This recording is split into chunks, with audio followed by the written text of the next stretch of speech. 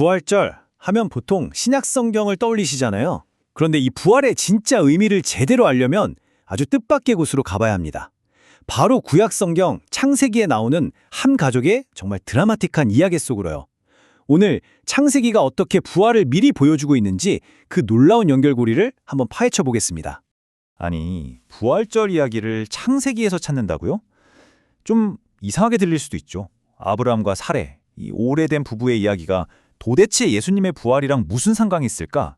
이게 바로 오늘 우리가 함께 풀어볼 아주 흥미로운 질문입니다. 이 모든 이야기의 중심에는요, 하갈이라는 이집트 출신 여종이 서 있습니다. 한 주석가는 그녀를 이렇게 표현했어요. 창세기 12장에 청산되지 않은 살아있는 잔재라고요. 말이 좀 어렵죠? 쉽게 말해 아브라함이 과거 이집트에서 저질렀던 실수가 사라지지 않고 사람의 모습으로 남은 결과물이라는 뜻입니다. 바로 이 지점에서 모든 비극이 시작돼요. 자, 그래서 핵심 문제가 뭐였을까요? 바로 이거예요. 하나님이 분명 자녀를 주시겠다고 약속하셨는데 이게 시간이 지나도 이루어질 기미가 안 보이는 거예요. 그럴 때 사레는 과연 어떻게 반응했을까요? 사레는 사실상 자신의 몸이 아이를 낳을 수 없는 죽음의 상태에 직면한 거죠. 그래서 아주 논리적이고 당시 법적으로도 완벽한 해결책을 하나 생각해냅니다. 그게 뭐냐면 바로 남편 아브람이 자기 여종인 하갈을 통해 아이를 갖는 거였어요. 그 시대 기준으로 보면 이건 진짜 똑똑하고 합리적인 계획처럼 보였을 겁니다. 근데 바로 이 지점에서 장칼뱅이 핵심을 딱 짚어내요. 사례의 문제는 하나님의 약속을 이루실 것은 믿었지만 그 이루시는 방식은 자신이 결정하려 했다는 데 있다. 이거예요. 그러니까 하나님의 약속, 그 무엇은 믿었어요. 하지만 그 어떻게는 자기가 통제하려고 한 거죠. 이게 바로 이 모든 이야기의 치명적인 실수였습니다. 여기서부터 정말 소름 돋는 부분입니다. 창세기 저자는요, 사레의 이 계획이 그냥 어쩌다 한번 나온 실수가 아니라고 말하고 싶어해요. 이건 사실 과거로부터 계속해서 반복되는 아주 뚜렷한 메아리, 일종의 패턴이라는 거죠. 자, 이 표를 한번 보세요. 정말 놀랍지 않나요? 왼쪽은 창세기 3장의 인류 최초의 타락 사건이고 오른쪽이 바로 창세기 16장의 사레의 계획이에요. 패턴이 똑같습니다.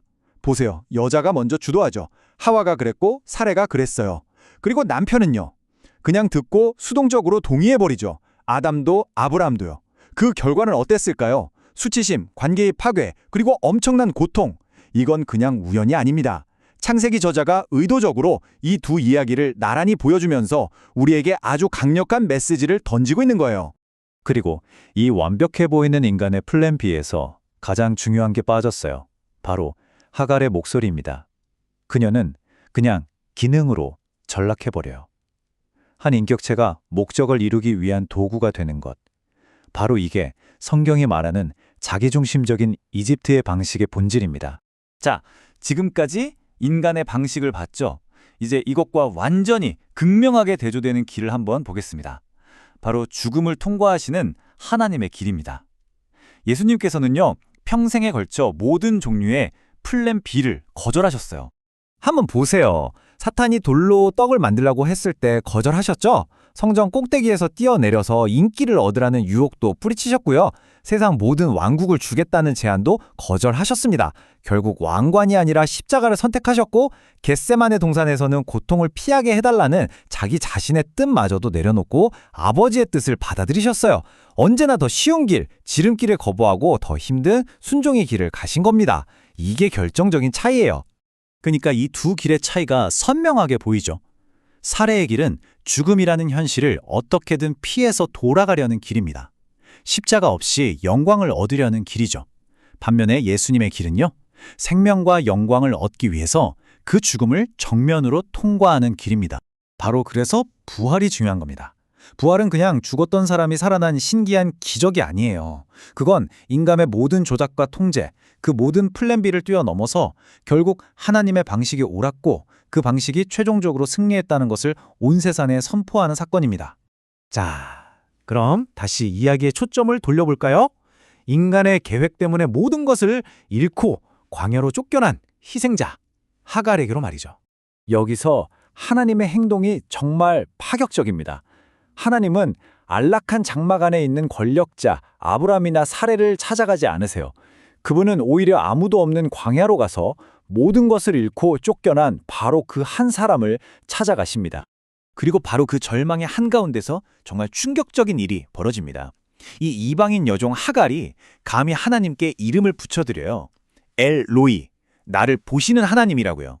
여러분, 이게 얼마나 대단한 사건이냐면요. 구약 전체를 통틀어 인간이 하나님께 이름을 붙여드리는 거의 유일한 장면입니다. 그것도 가장 비천한 여인이 말이죠. 아무도 봐주지 않던 자신의 존재를 하나님이 보고 계시다는 걸 깨달은 거예요. 여기서 끝이 아니에요.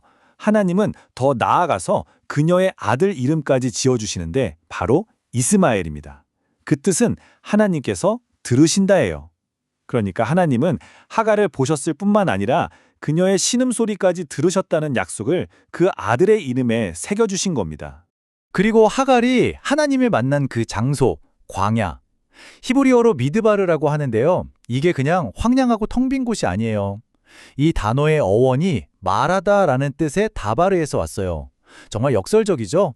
인간 세상의 모든 소음이 그치는 바로 그곳에서 비로소 하나님의 말씀이 시작된다는 의미를 담고 있는 겁니다. 자, 그럼 이 패턴이 또 반복되는 걸 볼까요? 광야에서 홀로 울고 있던 여인 하갈을 하나님이 만나주셨죠. 그리고 수천 년 뒤 텅 빈 무덤가에서 홀로 울고 있던 여인 막달라 마리아를 누가 가장 먼저 만나주셨나요? 바로 부활하신 예수님이셨습니다. 슬퍼하고 길 잃은 자를 가장 먼저 찾아가 위로하시는 것. 이것이 바로 하나님의 본능이라는 걸 보여주는 정말 놀라운 평행구조예요. 그럼 이제 정리를 해보겠습니다. 이 두 이야기를 통해서 드러나는 서로 완전히 다른 두 가지 삶의 방식, 부활의 방식과 이집트의 방식은 어떻게 다를까요? 이 표가 오늘 이야기의 모든 것을 요약해 줍니다. 보세요. 이집트의 방식은 조급함이 동력이에요. 그래서 통제하고 인간적으로 설계하려고 하죠. 사람을 목적을 위한 수단, 도구로 봅니다. 그래서 결국 죽음을 어떻게든 피하려고만 해요. 반면에 부활의 방식은요. 기다림과 신뢰가 동력입니다. 그래서 순종하고 내어 맡기죠. 사람을 도구가 아니라 이름을 불러주는 소중한 존재로 여깁니다. 그래서 죽음을 피하는 게 아니라 통과해서 생명으로 나아갑니다. 여러분의 삶은 지금 어느 쪽에 더 가까운 것 같으세요? 이게 그냥 옛날 이야기가 아닌 이유가 바로 여기에 있습니다. 사실 우리 모두가 사례이거든요. 어떻게든 내 인생의 문제를 내 힘으로, 내 계획으로 해결해 보려는 그런 모습이 우리 안에 다 있죠. 그리고 동시에 우리 모두는 하갈이기도 합니다. 아무도 알아주지 않는 광야에서 홀로 길을 잃었다고 느끼는 순간들이 분명 있으니까요. 그리고 이 두 모습 사이의 긴장감은요. 바로 우리가 살고 있는 현대 성과 사회의 핵심을 꿰뚫고 있습니다. 결과로 모든 것을 증명해야 하고 효율과 실적으로 가치를 매기는 세상. 이 이집트의 방식의 논리가 너무나도 자주 우리의 믿음 생활에까지 깊숙이 스며들어 있다는 게 진짜 문제죠. 하지만 기억해야 합니다. 마르틴 루터의 이 말처럼요. 하나님의 은혜는 자격 있는 자에게 오는 것이 아니라 자격 없는 자를 자격 있는 자로 만들기 위해 오는 것이다. 하나님의 도움은 우리가 뭔가를 잘 해내서 받는 보상이 아니에요. 오히려 우리의 계획이 완전히 실패한 바로 그 자리, 그 광야에서 우리를 건져 올리시는 은혜의 손길인 거죠. 그렇기 때문에 부활은 그냥 2000년 전의 과거 사건이 될 수 없습니다. 부활은 오늘 우리에게 전혀 다른 새로운 삶의 방식을 살라고 도전하는 현재의 사건입니다. 자, 오늘 이야기를 마무리하면서 우리 각자에게 이 질문을 한번 던져보면 어떨까요? 당신의 삶 속에서 아직도 버리지 못하고 붙들고 있는 이집트의 방식은 과연 무엇입니까?